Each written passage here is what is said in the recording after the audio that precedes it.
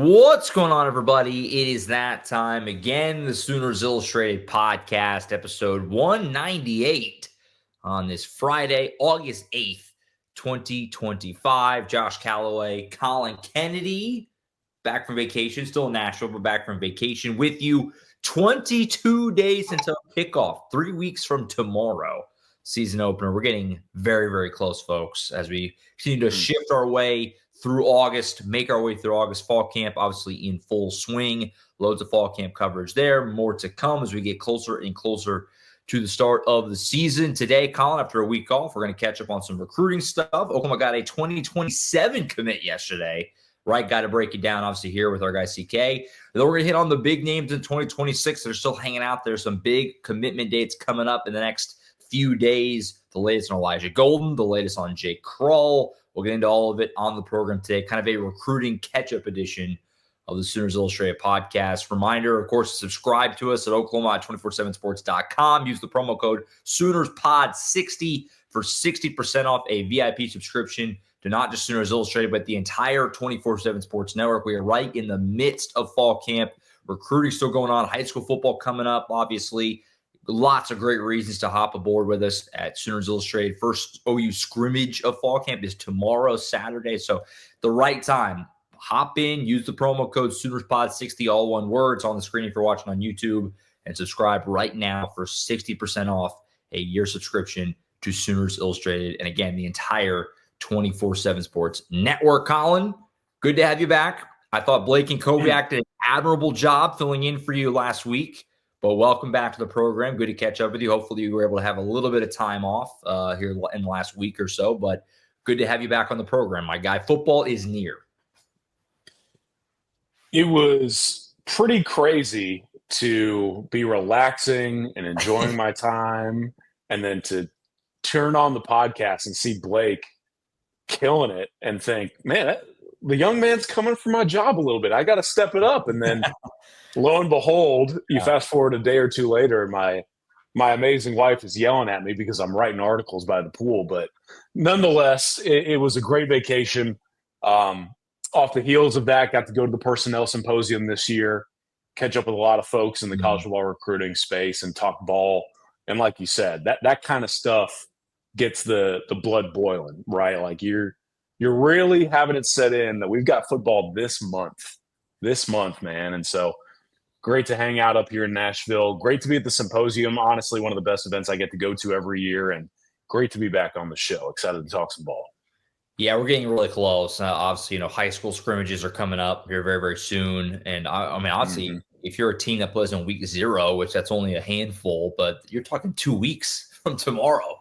Farmageddon is 2 weeks from tomorrow out there in Ireland. So it feels good. We're getting close. And, for those who are new, and I know we have a lot of new viewers this year going into the start of the year, Collin is at, I would say, most weeks, multiple high school games over the course of the season. So it's going to be that time. We've got a lot coming. I'm at high school games. Blake and Kovac's going to be at high school games. Of course, we have the OU games. Like it's football mania here at Sooners Illustrated very, very soon. It kind of already is, but especially obviously here in the next couple of weeks, it really kicks into high gear. And we're excited. It's going to be a fun season.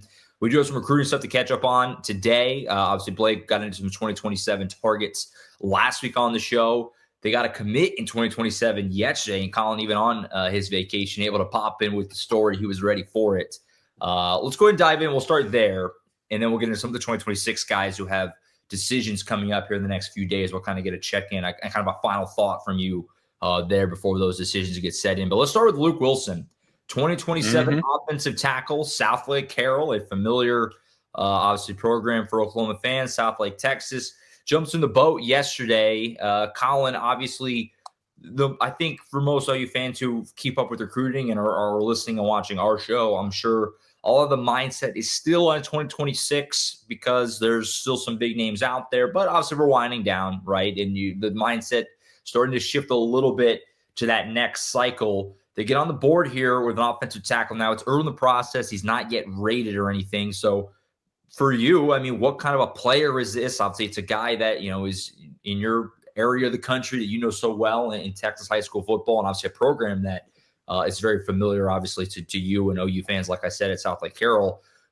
How did this happen? What kind of player is he? Catch us all up on Luke Wilson in 2027 as the offensive tackle jumps on the board for Bill Bedenbaugh to kind of kick things off in that 27 cycle. Yeah, I've been following Luke for a long time, man. This guy popped up on the radar pretty early in the process, as you do whenever you're roughly 6'6" to 6'7" and play at South Lake Carroll. But that especially rings true if you immediately take over the starting left tackle job for the Dragons. And that's what Luke did. He was the blindside protector last year for a South Lake Carroll team that made its way to the 6A Division II state championship game in Texas. Ended up losing to Vandegrift, but definitely put up a fight. And I think a lot of credit has to go to the South Lake Carroll offensive line, which is considered one of the best, not just in the state, but in the country. Mm-hmm. And Luke Wilson is a part of that. And I think that for him getting his Oklahoma offer over the summer, he went to one of OU's prospect camps, had a really standout performance in front of Bill Bedenbaugh and the front office staff. And eventually, once Jim Nagy saw what he needed to see, like Dawson, Bill Bedenbaugh, they pulled him from the camp. They gave him the runaround and then eventually gave him the offer. And I think from that point forward, Luke Wilson had Oklahoma on his mind. And then you catch word a couple of days ago that, hey, you know, this thing could come together pretty quickly if everyone feels good about it. And I think after some conversations, this ended up being the move that everyone wanted to make. And it's not hard to see why, right? I mean, when you're talking about the player, legitimate 6'6" to 6'7" size. Last year, I would probably guess he played more around 255, 260 maybe. But what always stood out to me with Luke, like as an evaluator, he's maybe less so now because he started to add the weight. But last year, he was very V-cut in the torso, wider shoulders, slim underneath. And, like, you see that build, and he reports 81-inch wingspan. You're like, this dude is exactly what you're looking for as an offensive tackle. And then, by the way, the base is pretty solid. I think he does an excellent job of keeping his back flat, staying balanced, but generating power. I think he's got a lot of upper body strength as a player, and it all translates to the tape. And now, as time has gone on, that frame that I was talking about has translated into some serious growth potential. Yeah. We have him in our database at 285. He says he's up to 290 pounds, but you talk to the South Lake Carroll staff, he's throwing weight around in the weight room right now. And I think that specifically has to fire you up, especially because I don't think he's done growing just yet either. So really buildable player, a guy that has a quick ascension to him already. And I think this is a really good get by Oklahoma, and not necessarily a guy that has blown up on a national scale, but offers from Florida State, TCU, and a few other really solid programs, Arizona State in there as well. Luke Wilson is on his way, and Oklahoma realized, hey, this is probably a player we need to make sure is on his way to Oklahoma sometime soon. No doubt. You know, I mean, obviously looking for you to project a little here, it sounds like with the size and also Oklahoma getting in on him so early, this is someone that they envision could be a starting left tackle down the road for Bo Bentley and this Oklahoma offense in the future. Is that a fair? I mean, again, early. You're looking down the road. The guy hasn't even played his junior year of high school football yet, but it sounds like that's the kind of potential that could be there. Not guaranteeing anything, but that's on the table for Luke, it sounds like. Yeah. You know what? That's a great question. And I actually am fired up because you're getting me to get a little football theory in here. So think about this. You've got your left tackle of the future, Michael Fasusi. Right. But there's 2 years of separation between the two. You have a guy in Ryan Foje who, as a high school recruit, was an offensive tackle, now really impressing as an offensive guard. And then we talked about it whenever Deacon Schmidt committed to Oklahoma. He felt like kind of that complementary piece, a class after Fasusi, to potentially go and compete for the right tackle job that maybe Foje was projected to go and get someday, but now Foje's playing inside. I wrote it in the story for Luke Wilson. This guy at 6'6", 6'7", 290 pounds already, Right. easily gets into the 300s. And at his size, with his arm length, feels like the definition of a swing tackle for Oklahoma.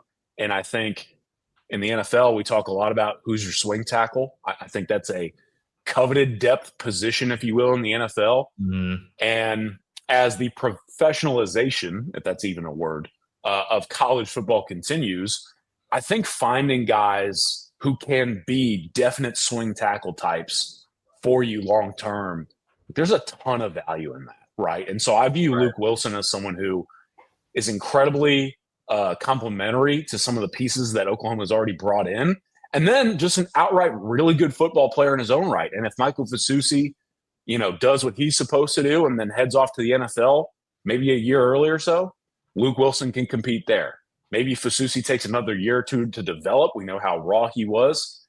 He can compete with Deacon Schmidt at right tackle. And regardless, this is a very capable body who can probably play either sides. And I know Luke Wilson is a very coachable, high-character individual, which is another reason why I think that Oklahoma was fired up to get this guy.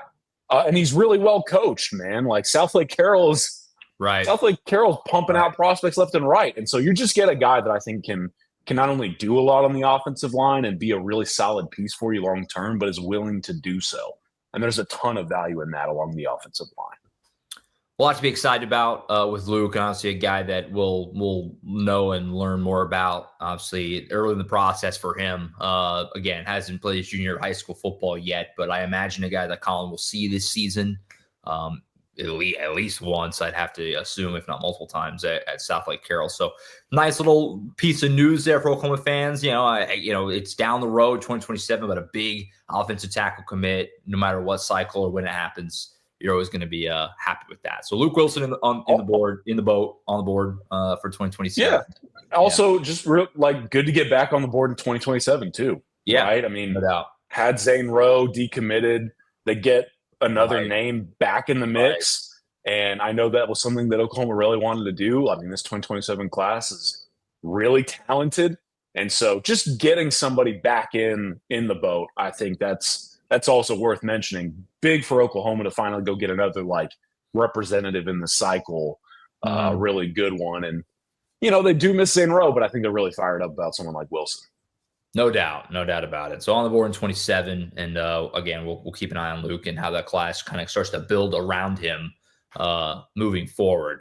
So let's go over to 2026. So obviously the three big names that we talked about, that we caught up on when Collin was last on the show a couple of weeks ago. Two of them are about to commit here before Collin and I will have a show again later next week. We'll go in chronological order here. We'll start with Elijah Golden tomorrow, Saturday, 2:30, I think it is, Central Time, on the 24/7 Sports YouTube channel. Elijah Golden, the four-star defensive lineman, is going to be making a call. His Final Four: Alabama, Virginia Tech, Notre Dame, and, of course, Oklahoma as well. Collin, I'll just put it to you simply. Does Oklahoma have a shot here? What shot would you give him, if any? As Elijah, again, a guy that we kind of talked about it 2 weeks ago. For people who were with us then, he kind of came on and it was like, oh, does Oklahoma have a chance to get this guy? Say a high-end prospect, a four-star defensive lineman. He's going to make his call tomorrow. Where do you kind of see this sitting right now? Roughly by the time this posts, 24 hours-ish until he makes a decision. Yeah, so Oklahoma, as we've talked about in the past, has really made an effort here to try to cover some ground since Elijah Golden pushed his commitment date back from the 26th of July to now August 9th. And I think Oklahoma accomplished a lot in that time. I think OU has legitimately surged into the top two and has given Elijah Golden a lot to think about. That being said, as we've talked about time and again, Notre Dame was seen as the favorite entering that July 26th date. I still believe that Notre Dame is the favorite going into this weekend. Now, Oklahoma's continuing to try to make things interesting, but I think that Oklahoma, for OU to climb into the top two, that's saying something because of some of the other programs that were involved here. I think that you have to give a serious tip of the cap to that Oklahoma front office and staff for putting in the effort and pushing forward and, again, like making up the ground that they needed to make this thing interesting. Do I think that Oklahoma has a chance? I mean, sure. Would my pick be on Notre Dame right now going into decision day? Yes. I think that the Irish have been the favorite for a reason. I don't think that Notre Dame gives ground easily on guys, especially guys that view that program as the ideal fit, right? And so we'll see what happens on the YouTube channel. Oklahoma would love to have this guy. I think they're going to continue to echo that sentiment up until the final call is made. But I like the Fighting Irish here entering decision day. And unless Oklahoma can pull off a stunner, I think the favorite is going to hold off Oklahoma in the end.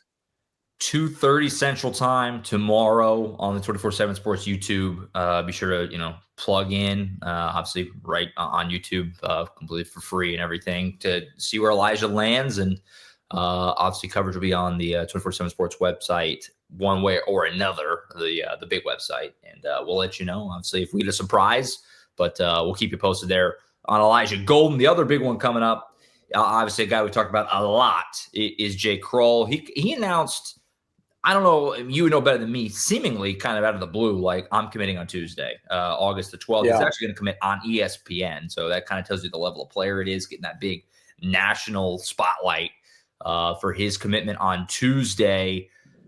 This is where I think our show dynamic is good, because you're in the weeds of it. You know everything. You know recruiting in Oklahoma as well as anyone that there is.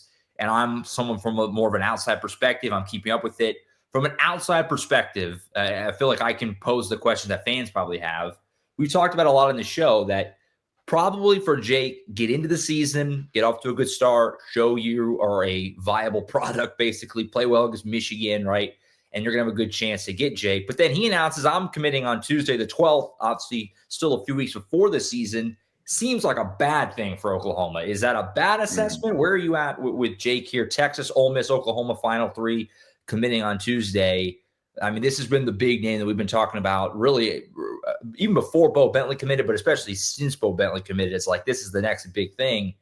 Where are we at here going into Tuesday as he's going to make a call? Again, I think seemingly a little earlier than we had all kind of thought, at least at one point. Yeah, don't sell yourself short, Josh. You're a consummate professional. You know the recruiting game, and you're exactly right. Jake Kreul bumping this decision date up is probably less than ideal for Oklahoma. Yeah. But there's more than just the decision timing. So last we spoke about Jake Kreul, Oklahoma had continued to make it known he was the highest priority on the defensive side of the ball. He had just dropped his top three, and I think we kind of went through how I viewed all those programs, but kind of back then and even now, I would say that this is a Red River battle, right? I think that what has happened since I last spoke here on the pod is that the Longhorns have done what I kind of talked about them potentially doing, in that they have invested and put in a lot more effort into Jake Kreul over the last month or so.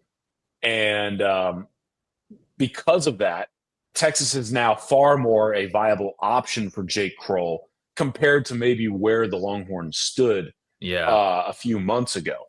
So if you're Oklahoma, it's almost kind of like the Elijah Golden dynamic, where Notre Dame has held the lead for the longest time, and Oklahoma decided, hey, like, let's push here. Like, sure, let's put in some serious work to try to cover that ground. It's that, but Oklahoma is Notre Dame in this instance, and Texas is now the Oklahoma in this space, and the Longhorns are trying to cover that ground to climb into the top two or even overtake number one. And I'm gonna be honest with you, I think that the Longhorns legitimately have. Like, I think this is now about as even or tipped as this race has been in a long time. I think that Texas, kind of like you mentioned, Oklahoma was all for being able to showcase its on-field product. We know that is what OU has been facing on the recruiting trail for the longest time, dating back to when the season ended. And so OU, I think, was ready to show Jake Kreul and a lot of these prospects, like, hey, let's turn the page. This is a really good defensive line. This is a really good team. That hasn't happened yet. Texas, off the heels of a college football playoff run, all the momentum behind that program.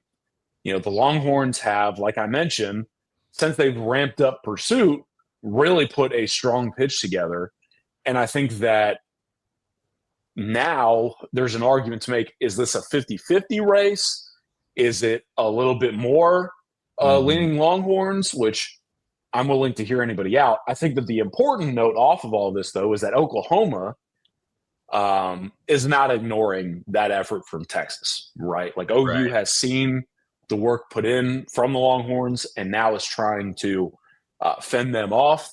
And so I do think that Oklahoma and Texas are both making this really interesting down the stretch. We have a few days left to go, so you never really know what could happen over the next 4 days. And I think that's what we're all trying to figure out, the programs included, right? And so Oklahoma is, they're all in. Texas has really shown that it has decided to go all in. And we're going to have a Red River rivalry recruiting battle into early next week. Where that goes, I think it's too early to call it right now because, again, I think that this dynamic is going to continue to play out over the next couple of days and then ultimately shape that decision. But we'll see, man. I mean, we're kind of in the middle, like I always talk about. We're in the middle of kind of that shift where you have yet to really identify who you firmly believe is the leader, but you also understand, like, things are changing, and they could amount to nothing. They could amount to everything. And I think that for one of the premier prospects in the country, and Jake Kreul, it's going to make that live stream very fun to watch on Tuesday. I guess the next natural question here would be, and look, it's recruiting, especially in 2025. So I don't think anything is really settled completely until signing day, but you certainly sometimes have a better feel on certain guys than others. Is this one that you think could still be kind of, even after he commits, either way, still like not totally over until December? Is there any chance you think that this could still bleed into the season? Again, even though he's going to commit on Tuesday, that say he does go to Texas, but Oklahoma does get off to a great start and they're 5-0 or whatever, and they have a lot of momentum that they could maybe swing him back, or vice versa. They get him on Tuesday, but then it goes poorly this year and they're in danger of losing him. Do you get the sense coming out of the Jake side of things that Tuesday's probably it, or is there still life for whoever doesn't get him on Tuesday, you think, and just in your opinion? I don't think that, even if Jake says it's shut down, I don't think there's any realm of possibility that this thing is done on Tuesday. Right. And I think that goes both ways, right? Like, let's say that Jake commits to Oklahoma. Well, as the course of the season plays out, let's say Oklahoma starts out strong, but then as December approaches, let's say OU hits some of those bumps, those speed bumps, that is the back end of that schedule. In no world is Texas not going to pick up the phone and call, and Right. The same vein, Oklahoma gets out to a really strong start this season after Jake commits to Texas. OU is rightfully going to be like, hey, man, if you really still feel the way that you have felt about us, and now the proof is in the pudding, take some time to reconsider. Those conversations are ultimately going to happen. Now, I think the other layer to this is that I wouldn't be shocked if either program in Texas or Oklahoma continues to explore other flip options. I think that Texas, Jamarian Carlton is one for me that I've been watching for them for a while. December's a far ways away. And then I wouldn't be surprised if Oklahoma, and I kind of think that OU already is in a sense, I wouldn't be surprised if OU calls up old D'Anthony Lafayette and is like, hey, man, come by, check us out. Even if we got to get you in Norman for the LSU game, let's make it happen. And so I think those are the two primary layers to the pending decision here. Exactly how that goes, obviously it's too early to project, but Absolutely. I think Texas and Oklahoma, whoever loses out, isn't going to give up and is going to make sure that until pen hits paper, they make that thing interesting. And I also think that however this goes, don't be surprised if one program or the other starts kind of circling back on a few targets that they really liked on their board. No doubt. It's going to be a big one. We've been talking about Jake for quite a while in this 26 cycle. Definitely one that'll be painful to not land, and it'll be a huge, huge get if you do. It'll be very interesting on Tuesday. And also, we'll have the coverage over Sooners Illustrated 24/7 Sports. And we will be talking about it next week, Collin and I, one way or another, either what the pivot is, or we're going to be talking about this great victory for Miguel Chavis and Brent Venables if they can find a way to do this. So that's coming up on Tuesday. Big one there.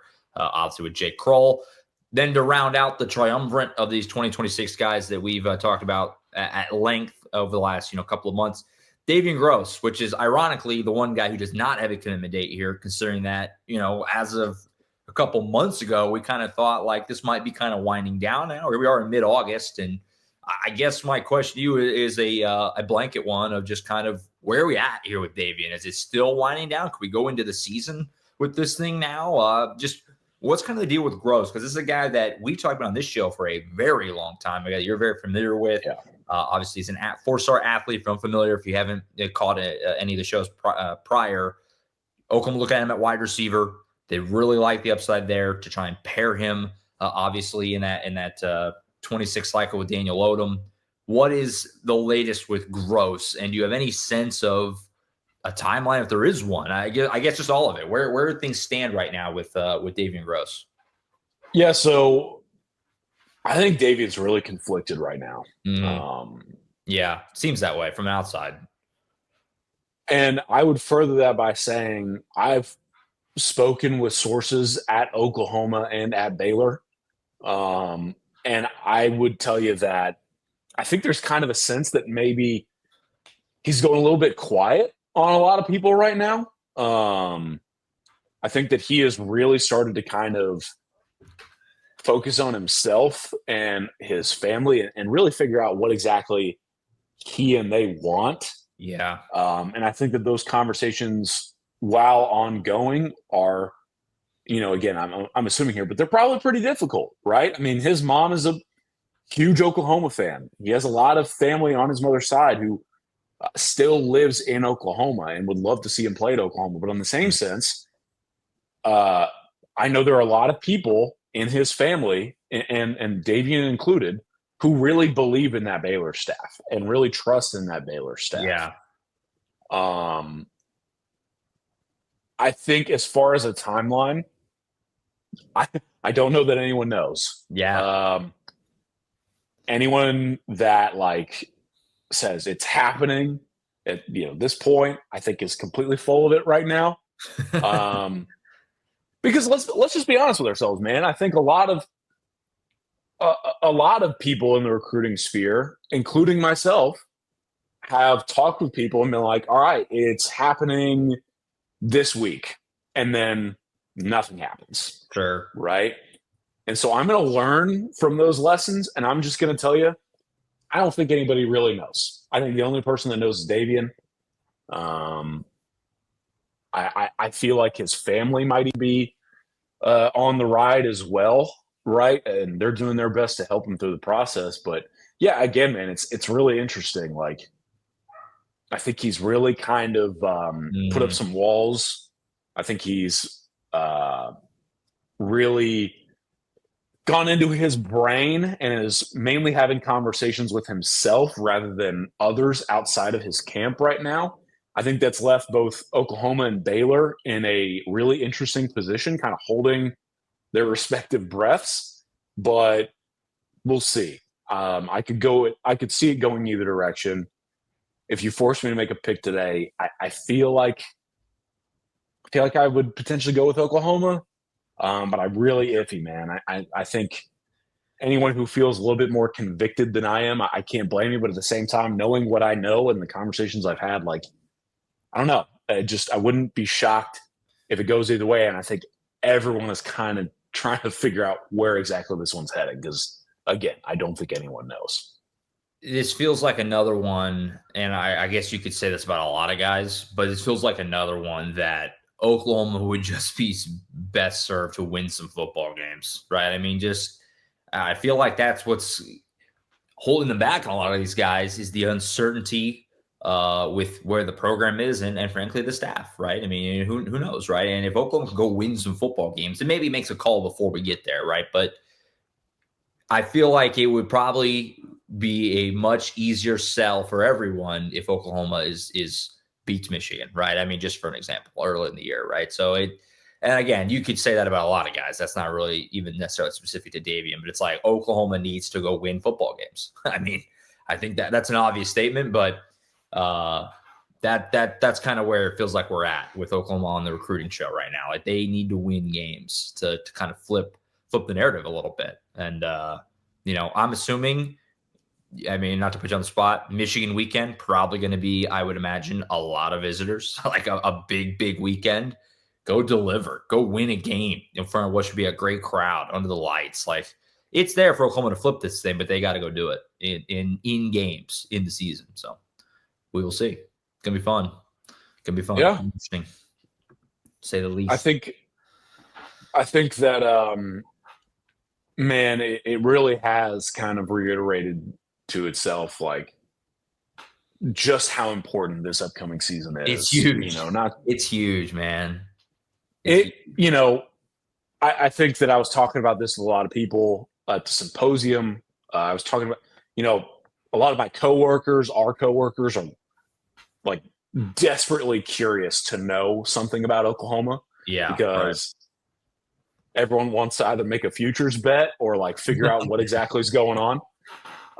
Great value. Yeah. Right? I mean, when you think about it, like, the conversations that we've had and continue to have, like, yes, this season is big in terms of like the immediate future of the program, but from like a talent acquisition standpoint, the long-term roster structure, got to win games. And I think I'm fascinated to see how this goes, man. I mean, you mentioned it. Like, I don't know if you've looked, but the Oklahoma-Michigan game is like arguably the premier game of the weekend. I think it will be, yeah. And it's already got like the primetime ABC slot, so I'm assuming it's going to be pumped up quite a bit. Like college game day, you would assume is going to be in Norman. It seems that way.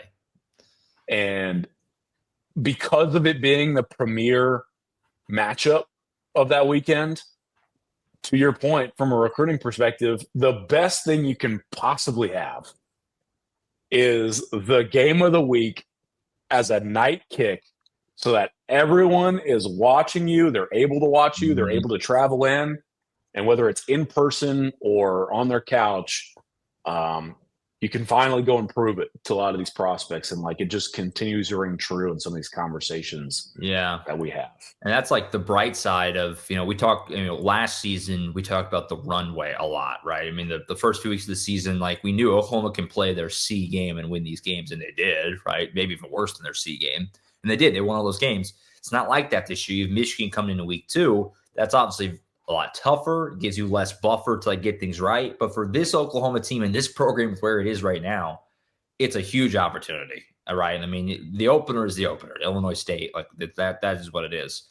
But you have a chance really early to announce to recruits, the fan base, college football as a whole, right? That you have your footing back underneath you with Michigan week 2. That's a game you got to win. It's so huge. It's almost hard to fully appreciate how big it is. And not like the season goes in the trash if they lose it, because there's still a long way to go, a lot of big games, and they're going to improve as the year goes on, you think, with Ben Arbuckle and his offense. But that is just such a huge opportunity in the second game of the year. It's going to be a crazy week. You're going to feel it. I think you're going to feel it in the stadium that night of like, oh my God, they need to win this. And you're going to maybe come up for that, right? You're kicking it around. You might be in town, which Collin Kennedy hasn't been in Norman for a game in quite a while. That could be a big moment. That could be a big moment. That's how you know it's a big one. And people forget, like, outside of the University of Nebraska, where all my dad went, or my dad's side of the family went, sure. My mom's side of the family either went to University of Oklahoma or, like, my mom's side of the family is originally from Detroit. So we got a lot of Michigan in the family as well. That's a big one. So extra big one. I needless to say, most of my extended family will be in town in Norman that weekend. And if I can see the extended family, that is the SoonersIllustrated.com subscribership and the viewers out there, I can wave to people in the stands and say what's up and hang out with my guy Josh. Of course. I'm kicking the tires. I'm evaluating it. We ran short, so I want to run a quick question by you, Josh, because I'd be remiss if we didn't talk a little fall camp. I have been out of it. For the folks out there, I told Josh this the other day. My only ability to consume fall camp coverage is the work he's been putting in on the YouTube channel, the highlights and the interviews, and obviously I've been reading stories when I can. But a lot going on, big scrimmage coming up. Mm-hmm. This is my question to you because it was asked to me. I subbed in on a radio show the other day for a little bit. They wanted to know which freshmen do you feel have either delivered or exceeded on expectations to this point at Oklahoma? And I think it's a good question. I think it's an interesting question because of, again, the need to contribute for a lot of these young guys. So my question to you, Josh, which first-year guy, we're a recruiting show here, which newcomer has really stood out to you from that freshman class at this point? Yeah, I think the most obvious one is going to be Elijah Thomas right away. That guy looks like he is going to play. And it's there to be had, right? We talked about it with that wide receiver room. It's open. It's open for guys to go grab it, right? And there's a few guys who I think have done a good job so far. I think Satania's having a great camp. Keontez Lewis, early returns are good. But, man, every time you look at Elijah Thomas, I think two things. A, that guy does not look like a freshman at all. And then, B, I just don't know how you keep him off the field. They did some one-on-ones the other day, and he just mossed. I can't remember who his defender was. I have to go back and look at it. But he just looks great. I think of the freshmen, there's a few obviously that you can make an argument for, like getting on the field. Certainly Cortland Guillory, I think, is having a great camp as well, and he's probably a guy who has a very good chance to get on the field if you want to give one on the defensive side. But hard to argue anyone's in better position to see legitimate snaps of that class right now more than Elijah Thomas. But Cortland Guillory, certainly, he would probably be 1B. Because, again, it's kind of the same thing. Cornerback room, it's up. It's starting to be grabbed. I don't know where Eli Bowen is. The guy's in a boot. He hasn't done anything on the field just yet. And obviously, Gentry Williams is healthy right now, which is great. But after that, we talked about it. It's all young guys. People got to go take it. And Cortland Guillory is one of the guys I think so far is kind of going and taking it. I think there's a very real chance that he's going to see some significant snaps early in the year as well. So those are two big ones for me, and one on each side of the ball for sure. My argument was exceeding expectations. When I read Tom Green's practice report, and it says like, hey, Ryan Foje is getting some run with the ones right now. Yeah, he has been. Yeah.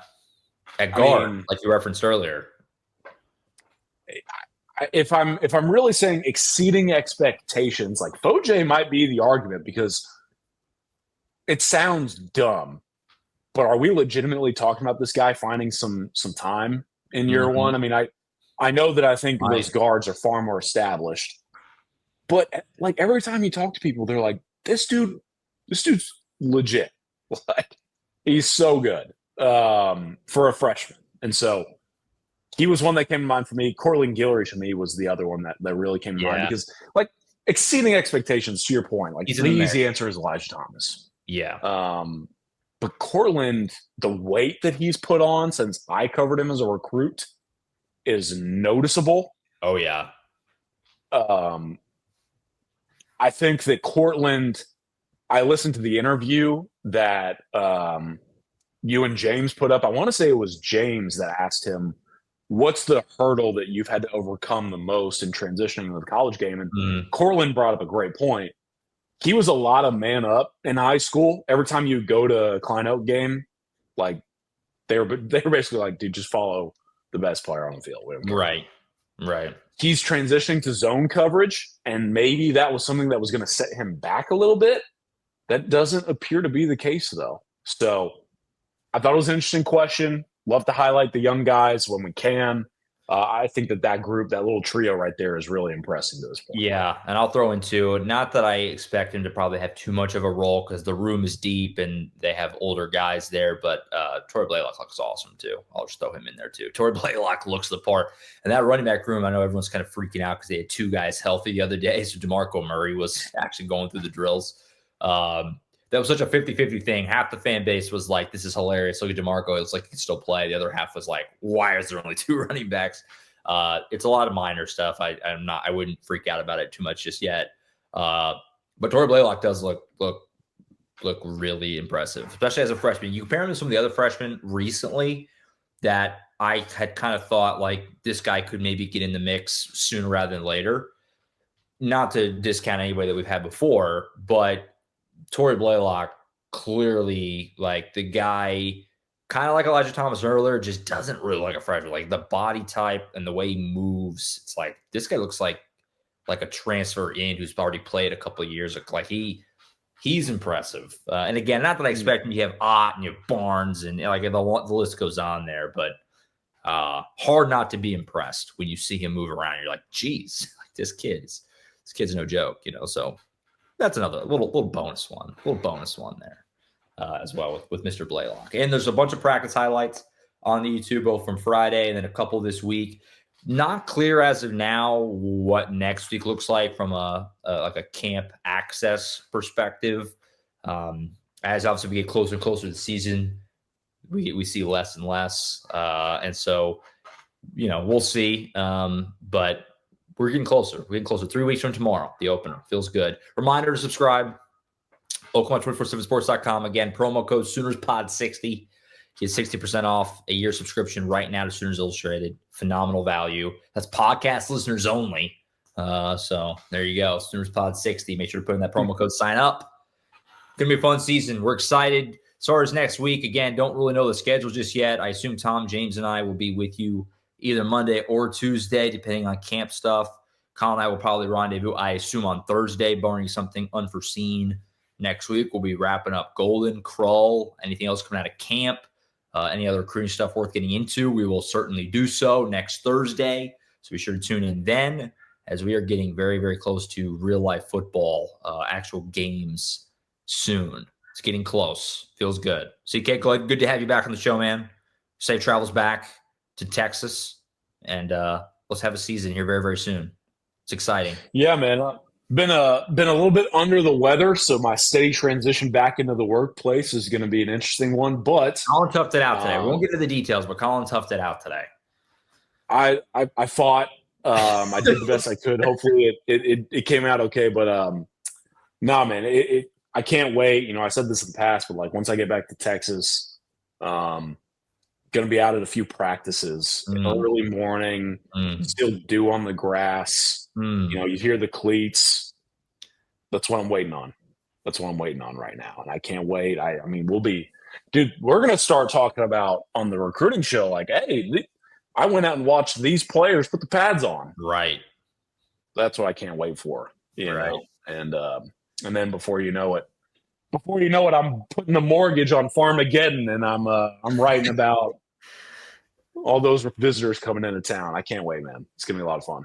It's going to be awesome. Can't wait. We're getting very, very close. Just a couple more weeks of camp, and then we're going to be on game week before you know it. I think that's it for now. Again, subscribe, Oklahoma.247sports.com, promo code SoonersPod60. We'll be back next week. Again, like I said, Tom, James, and I, either Monday or Tuesday, depending on camp stuff. So keep an eye out there one way or another. Con and I will be back with you next Thursday. Wrap up Golden, Kreul, all the recruiting stuff, camp stuff. We are in full swing right now. And so we'll see you back here next week as per usual. For Collin Kendi, I'm Josh Callaway signing off for now. We'll see you next time right back here on Sooners Illustrated.